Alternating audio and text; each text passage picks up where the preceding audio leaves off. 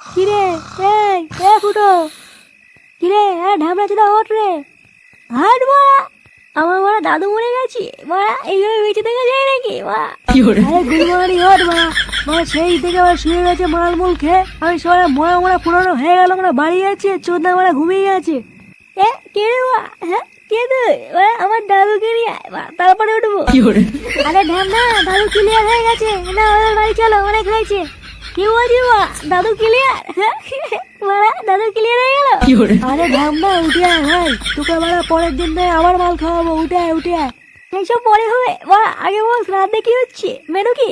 দেখেছি মা, এইসব মাথা দেখে কি বলতে হয় বলতো? মানে 2 ঘন্টা হয়নি এখনো বুড়ো মরেছে, আর চোদ্দা এখনই বলছে মেনু কি? হ্যাঁ কেন মা, ভুল কি বলেছি? হ্যাঁ মা, বুড়ো গেছি তো গেছি, তাই বলে কি শ্রাদ্ধ খাবো নাকি? হ্যাঁ যাই হোক মা, বেশি কথা বলাবো না, হয় আমার দাদুকে নিয়ে, নাহলে ওরা বল মেনু কি হচ্ছে। ও বলতে না, এই মালটাকে তুলে নিয়ে চলো, নাহলে আজকে আর বাড়ি যাবে না।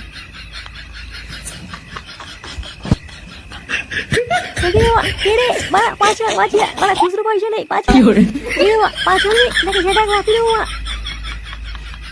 ছাড় মা।